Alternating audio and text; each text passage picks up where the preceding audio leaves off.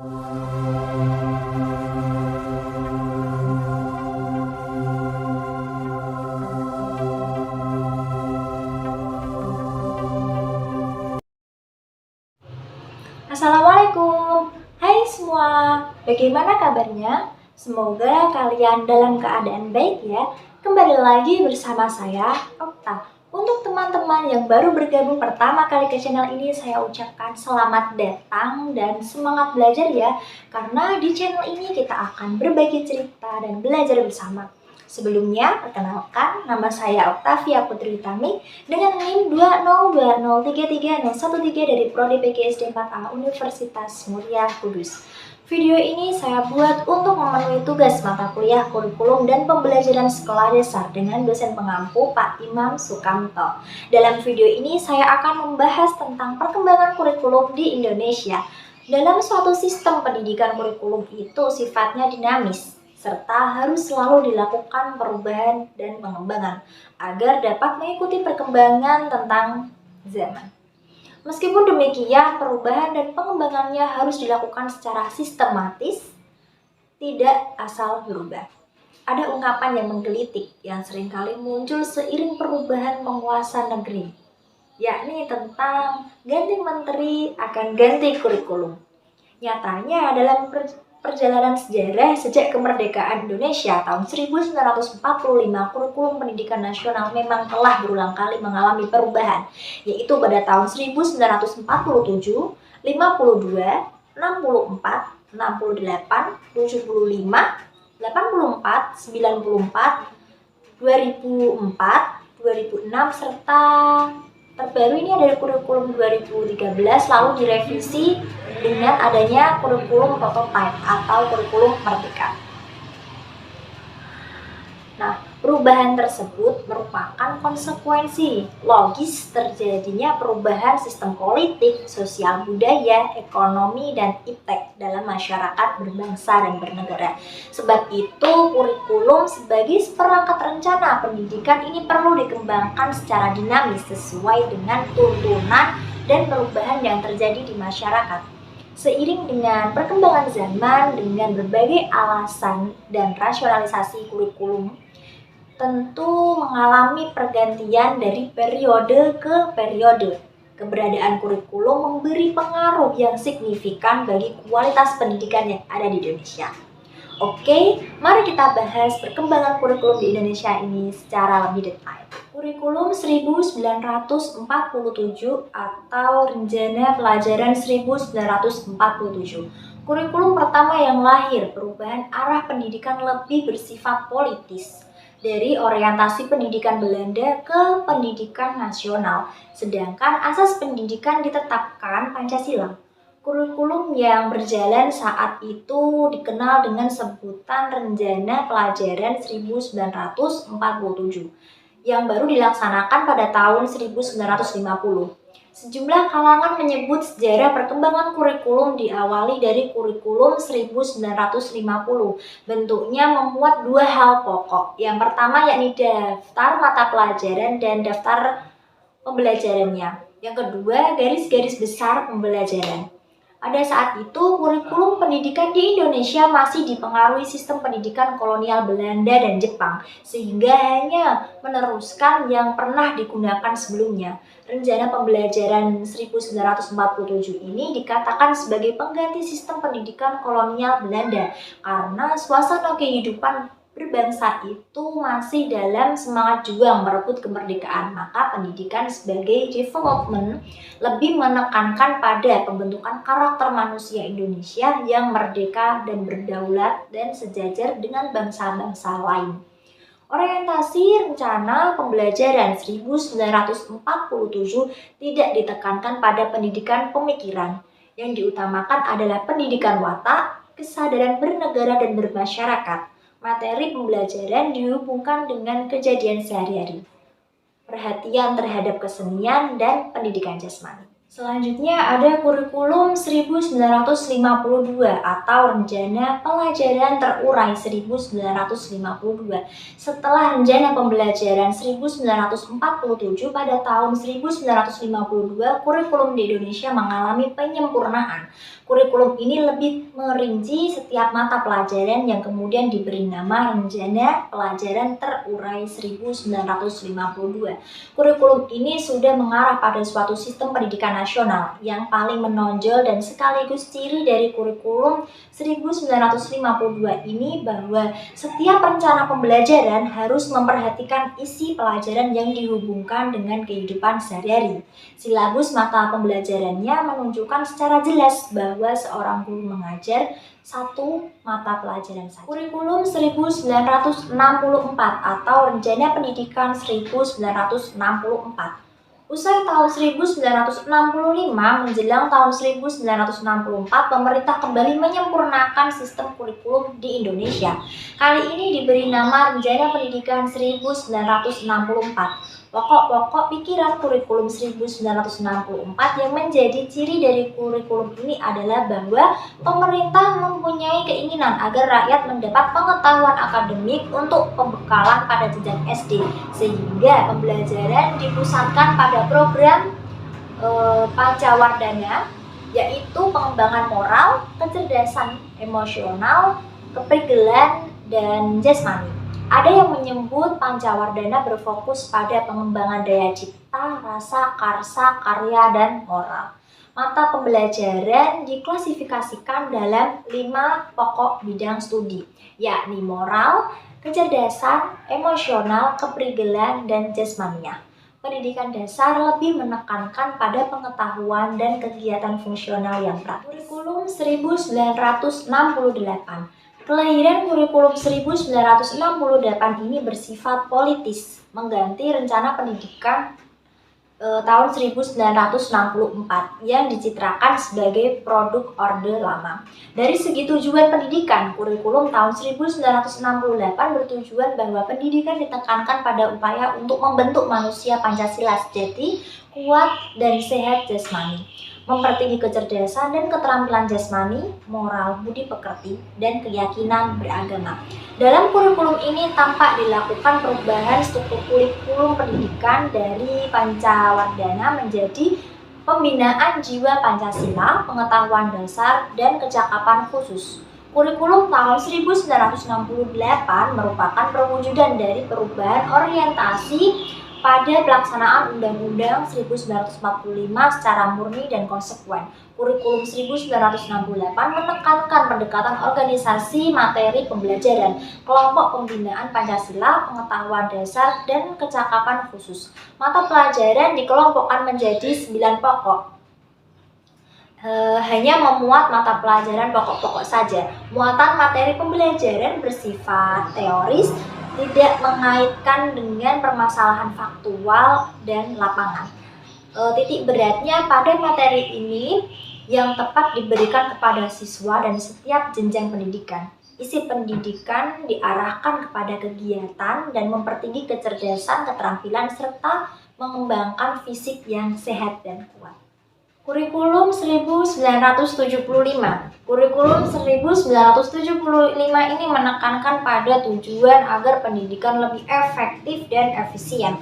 Latar belakangnya adalah pengaruh konsep di bidang manajemen, yaitu MBO yang terkenal saat itu, yakni metode, materi, dan tujuan pengajaran dirinci dalam prosedur pengembangan sistem instruksional atau PPSI yang dikenal dengan istilah satuan pelajaran, yaitu sebuah rencana pelajaran setiap satuan bahasan. Setiap satuan pembelajaran dirinci menjadi tujuan instruksional umum atau TIU, tujuan instruksional khusus atau TIK, materi pembelajaran, alat pelajaran, kegiatan belajar mengajar, dan evaluasi.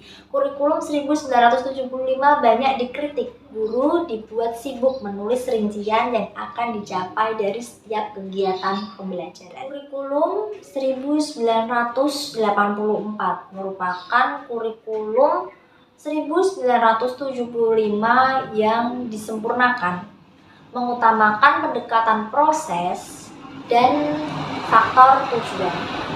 Posisi siswa ditetapkan sebagai subjek belajar dari mengamati sesuatu, mengelompokkan, mendiskusikan, hingga melaporkan.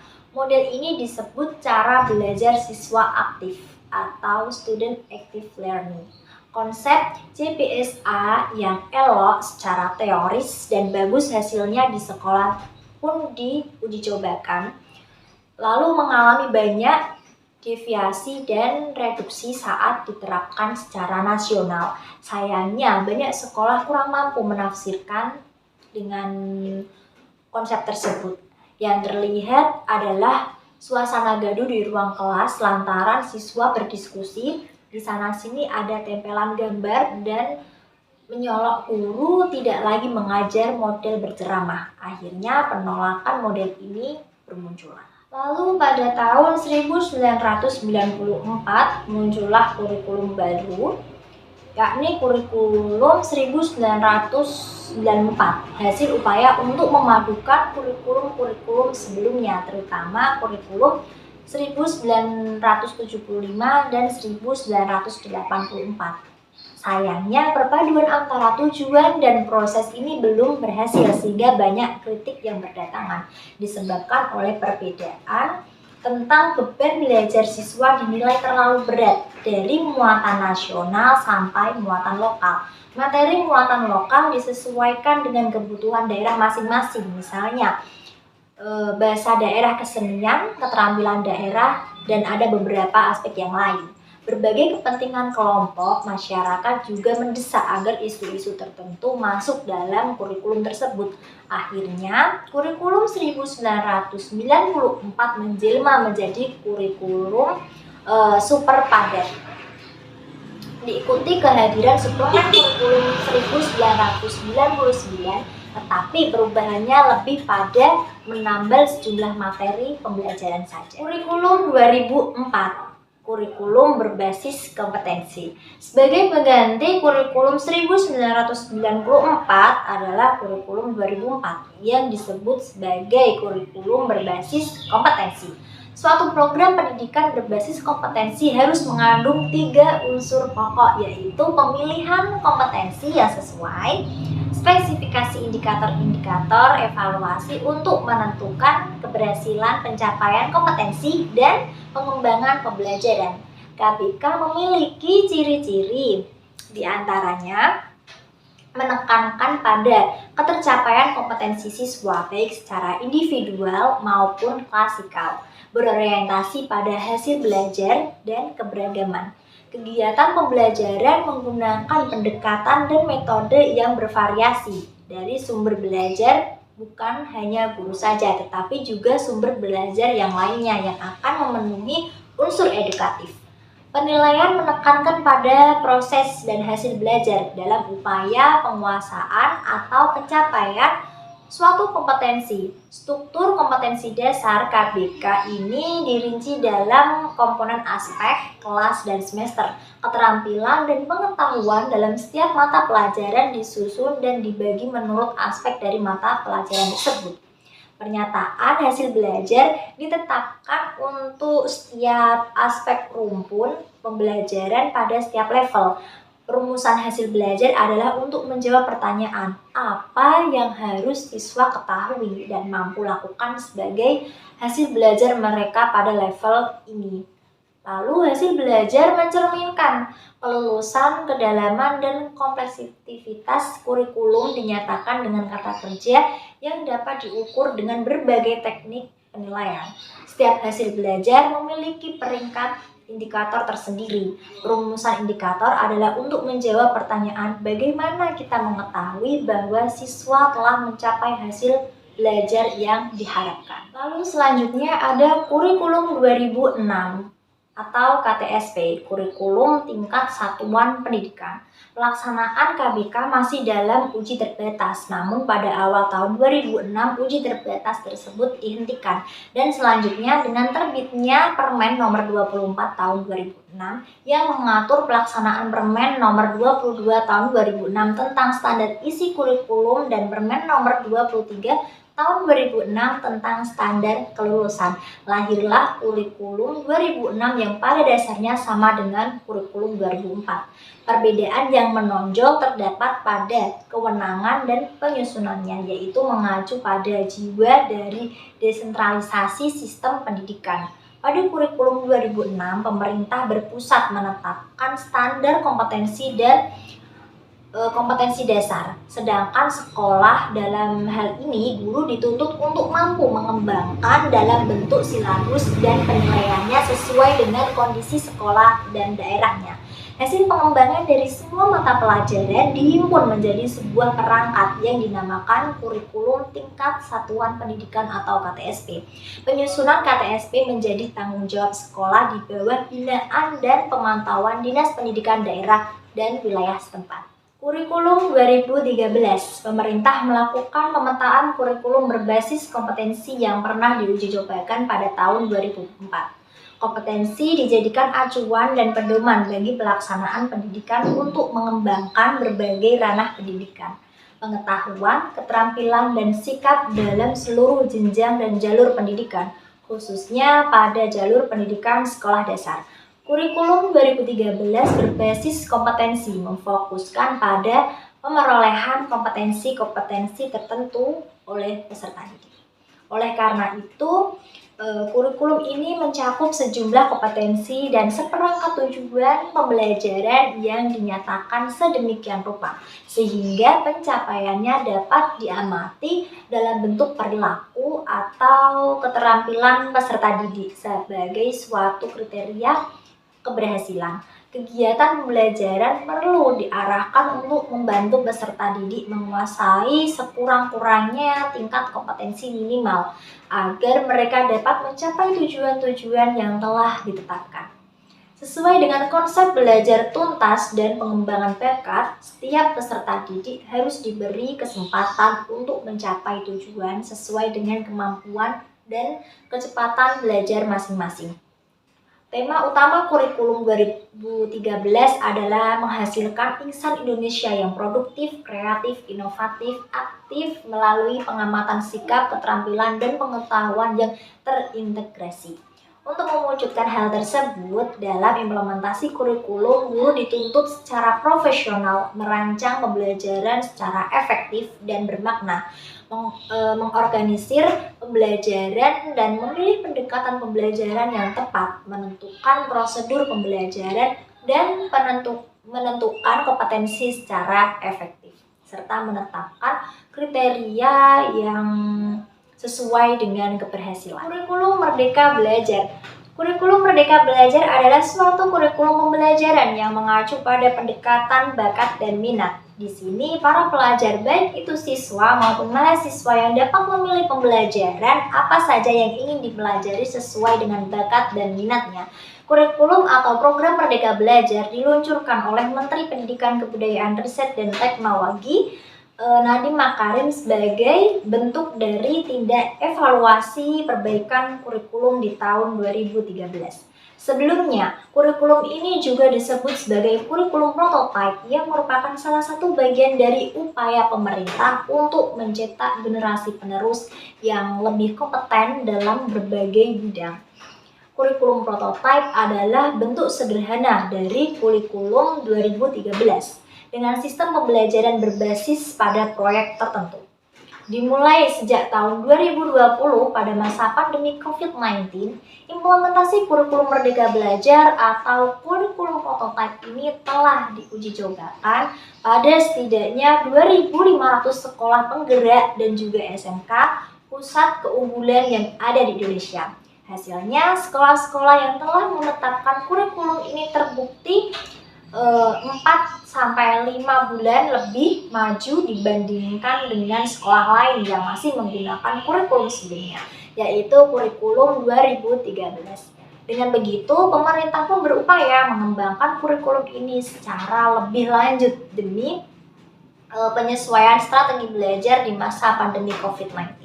Peluncuran kurikulum Merdeka juga diiringi dengan peluncuran platform Merdeka Mengajar sebagai dukungannya. Platform Merdeka Mengajar ini merupakan platform edukasi yang dapat menjadi tempat penggerak untuk guru dan kepala sekolah yang mesti diunduh terlebih dahulu melalui gawai Android. Platform ini menjadi langkah lanjutan dari upaya transformasi pendidikan berbasis digital di Indonesia, serta disediakan untuk menjadi teman penggerak bagi guru dalam mengajar, belajar, dan berkarya. Mulai tahun ajaran 2022-2023, penerapan kurikulum merdeka ini tidak hanya dikhususkan pada suatu satuan tingkat SMA atau sederajat saja, namun kurikulum ini juga mulai digunakan pada tingkat lainnya seperti TK, SD, SMP, hingga perguruan tinggi. Tentunya penerapan kurikulum ini memiliki perbedaan pada masing-masing jenjang. Sementara itu, di tingkat SD sendiri ada beberapa perbedaan dalam hal mata pelajaran atau mapel pada penerapan kurikulum merdeka. Di antaranya adalah penggabungan antara mata pelajaran IPA dan IPS. Secara konseptual, bahwa kurikulum yang kita miliki ini sudah sangat baik. Namun kelemahan dari kurikulum kita ini adalah pada aspek implementasi dan penyampingan peran guru dalam perubahan kurikulum. Kita lebih konsen pada aspek isi kurikulum itu sendiri. Perlu didasari bahwa implementasi kurikulum merupakan bagian integral dalam pengembangan kurikulum, karena ia merupakan bentuk aktualisasi dari kurikulum yang direncanakan. Untuk itu, dalam pelaksanaan kurikulum dibutuhkan konsep-konsep, prinsip-prinsip, prosedur, dan pendekatan yang strategis. Keberhasilan pelaksanaan kurikulum terutama sangat ditentukan oleh strategi yang digunakan, yang meliputi penanganan terhadap faktor-faktor tertentu, misalnya kesiapan sumber daya, sarana dan prasarana, strategi belajar mengajar, faktor masyarakat, dan lain sebagainya. Dalam hal ini, satuan pendidikan harus mampu dan berusaha mencermati berbagai dimensi tersebut. Pada beberapa kasus, perubahan kurikulum hanya terbatas pada perubahan materi dan bahan. Namun pada hakikatnya perubahan juga harus melibatkan perubahan pada tingkah laku dan pola berpikir. Demikian, pemerintah harus memfasilitasi guru yang lebih memahami dasar-dasar pertimbangan penyusunan kurikulum yang baru, melibatkan guru secara aktif dan kajian di uji coba, dan penilaian sebagai aspek kurikuler. Selanjutnya, memberdayakan guru secara berkelanjutan dalam peningkatan kemampuan profesionalitas mereka sebagai narasumber kurikulum. Nah, begitulah perkembangan kurikulum di Indonesia. Semoga apa yang kita sampaikan dapat bermanfaat bagi kalian semua ya. Sampai jumpa di video selanjutnya. Saya Octavia Putri Utami, pamit undur diri. Wassalamualaikum warahmatullahi wabarakatuh. Bye-bye.